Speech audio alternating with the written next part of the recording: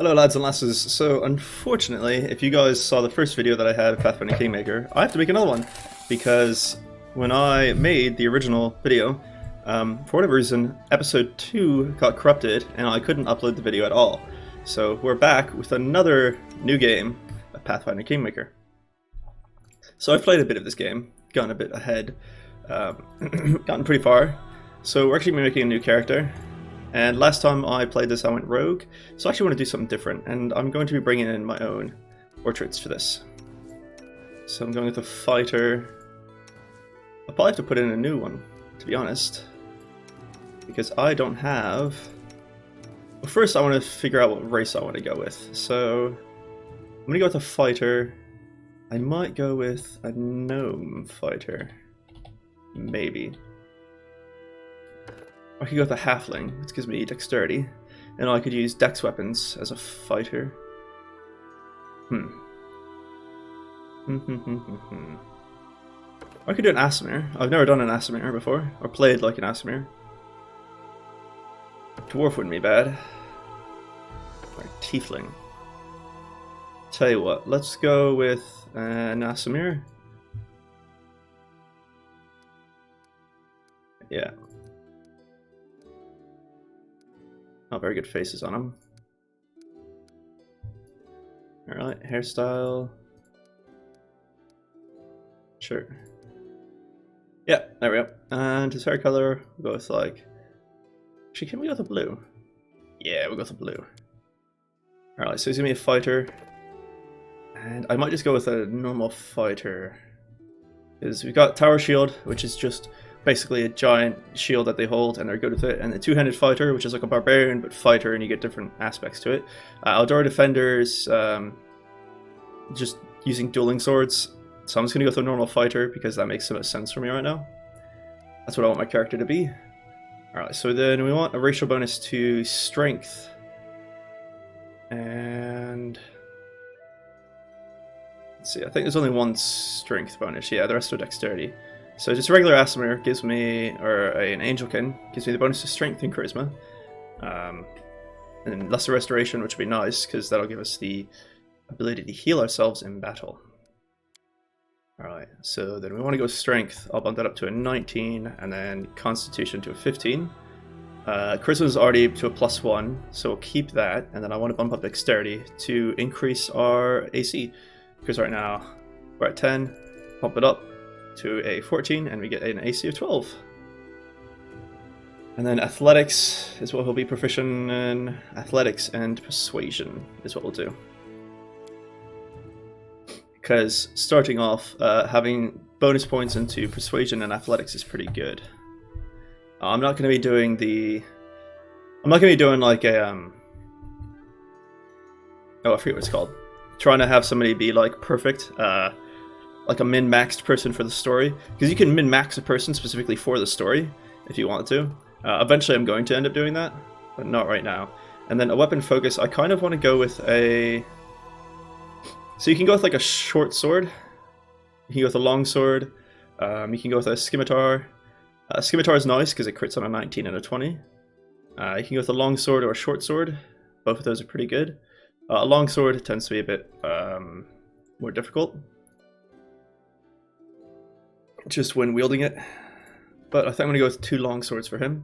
And then we do get a bonus combat feat, so I am going to go with either dodge or... do I not have toughness?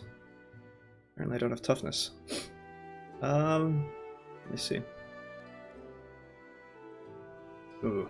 Actually, something I'm going to do is go back to skills real quick, because we actually need our dexterity to be a 15. So we'll drop the wisdom to upgrade to 15, so that way when we go to abilities and we go to... there should be 2 weapon fighting style. Yep, there it is, 2 weapon fighting. You need a dexterity of 15 for it. I can't do it, for what reason? Why can't I have 2 weapon fighting style in there? Okay, I can for that one. Cool. And for this one. Yeah, so longsword is what I'm going to go with. There we go. I don't know why 2-in-1 fighting style wasn't allowed, but that was kind of odd. Right. Their life ends here. So an Aasimar fighter, I'm going to go ahead and find a picture for that. Okay, so I now have our pictures in there. So if you see, there weren't a lot of Aasimar fighters, actually, which is surprising. Kind of surprising. But anyways, so you can see that he looks like a fighter. His weapons aren't close, and his hair is white instead of the blue that we have, but it's close enough. I'm going to keep it. So as an Aasimar, I'm actually going to go with a lawful good. Just because that makes sense for an Aasimar. And then what I do for the birthday is I literally just randomly scroll through. And that's pretty much it. Just randomly scroll through. And then let's see, a name for him. Let's see, something Aasimar.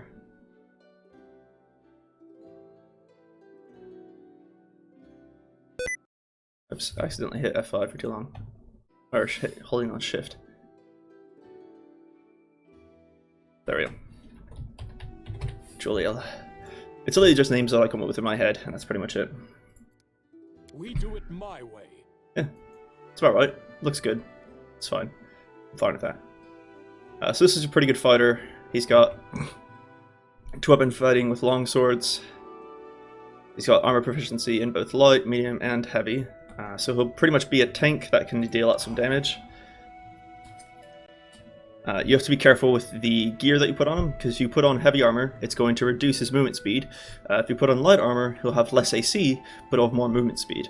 And it also reduces the dexterity that he uses, which we use strength for our damage, but dexterity is still useful, because if you reduce it too much, you're not going to get a bonus to your AC. Started at the mansion of an Aldori sword lord, drawn by the promise of a most dangerous task and a commensurately huge reward. Heroes of all stripes gathered here. So when people are talking, I'm going to let them talk, and I'm not going to like talk over them or anything. Where are they? This is taking forever. We didn't even say what this was for, just that the Aldori were looking for heroes. Who are the Aldori anyway? Rich folk? If you can't be patient, no one's keeping you here. Just go back to your mountains or whatever hole you crawled out of. The Aldori Sword Lords run the premier school for the dueling arts. They're also the richest and most influential group in this part of Brevoy. Take that tone with them, and they'll teach you some manners pretty quickly. All right, you purple toad, just shut your trap. And if you can't, I'll help you. Hush! Quiet! They're coming.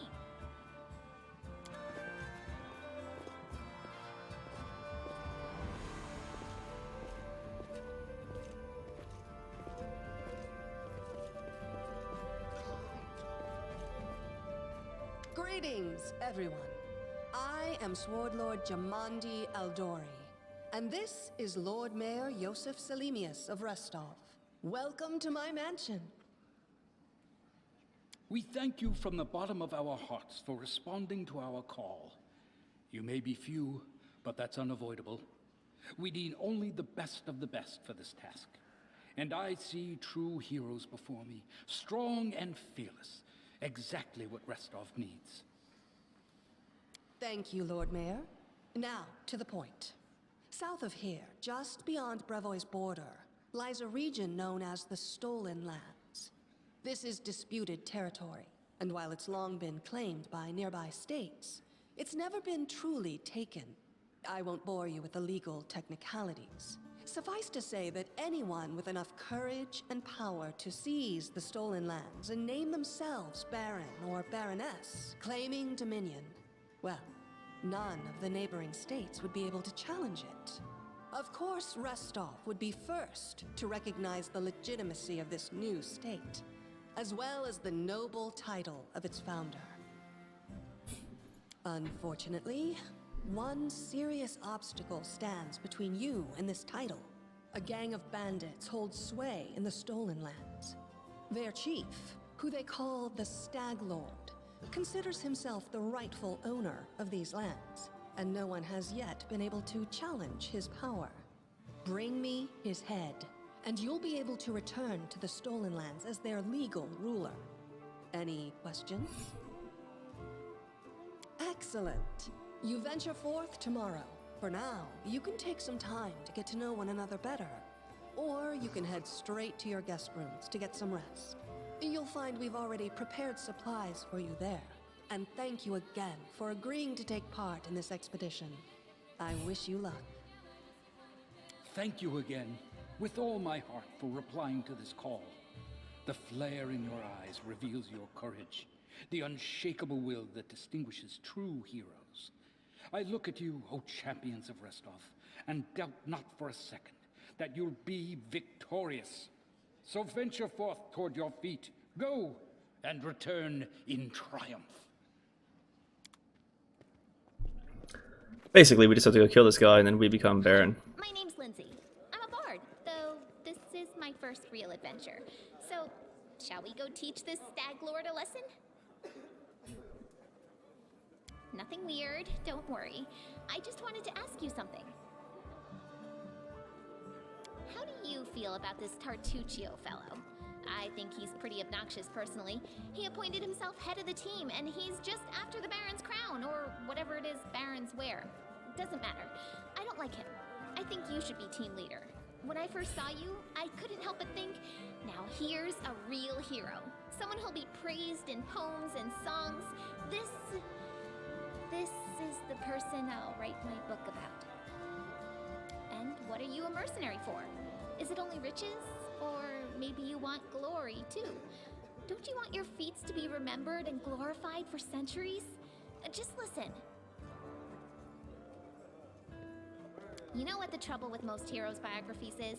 They're always written years later, based on the tales of, best case, people who saw things from the outside.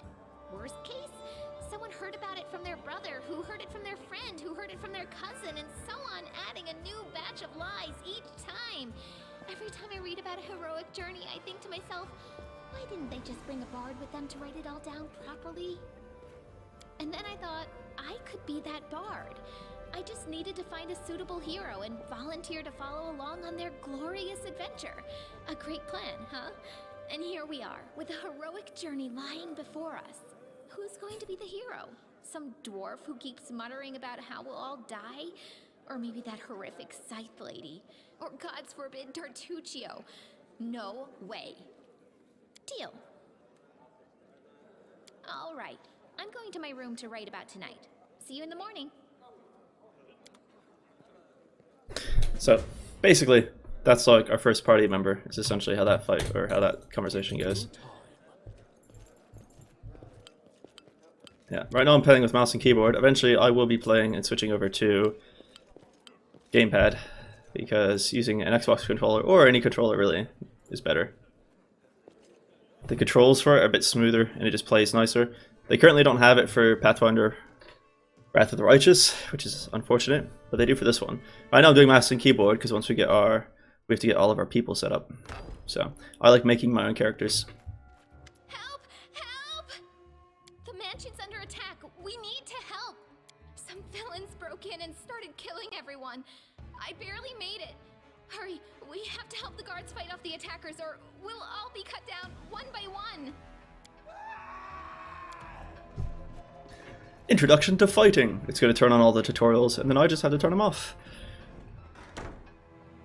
The game is pretty good about giving you stuff like, you know, back to back and teaching you how to do things and making it easier. I've played this game multiple times and been through all this quite a lot, so. There are different modes of fighting. There's turn-based, which is like your basic turn-based D&D or turn-based game. Or you can turn on what's, it's non-turn-based. It just goes, so if I do non-turn-based in a fight, I will show you guys what that looks like once we get to another fight. You can go in, you can find things, they'll all glow for you, depending on if you can search it or not. And sometimes if you have high enough perception, there'll be secret things that pop up.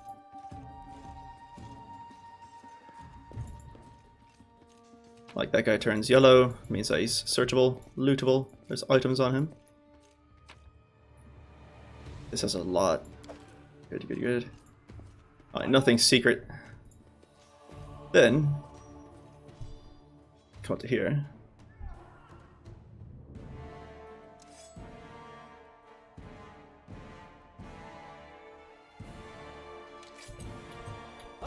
test of my ability. So non-turn-based is just real time. So they literally just do what they do based off of their initiative rolls and their different skills and stuff. So there isn't really an initiative roll. It's just like who goes first based off dexterity, stuff like that. You know, how long does it take for this person to attack?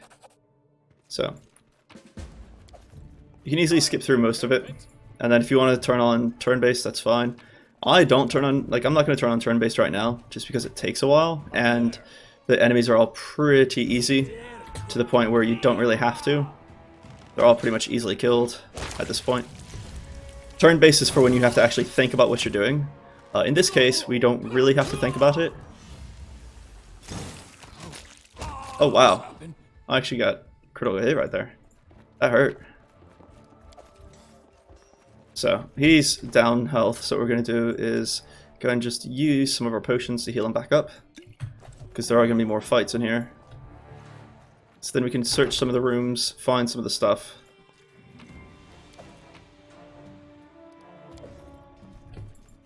Continue on doing what we're doing, just searching all of the rooms and everything.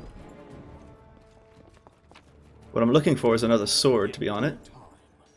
Because right now I don't have another sword for him. He's just using a sword, using a long sword, which he's proficient with, so he gets +6 to attack. But I do have the ability to use two. I've got 2-weapon fighting style. Sometimes my brain blanks on what I'm trying to say. So using 2 weapons, he's proficient in it. He's got pretty good AC, just simply due to the fact that he's got a shield on. If I take the shield off, it's got 17, which is still pretty good. 17 AC is not bad. And the only reason that he died, or got hurt, downed, is because he got a critical hit, which did 12 damage. And I'm pretty sure he actually rolled max, because he rolled a 6. And I think a 1d6 is actually max damage, if I remember correctly.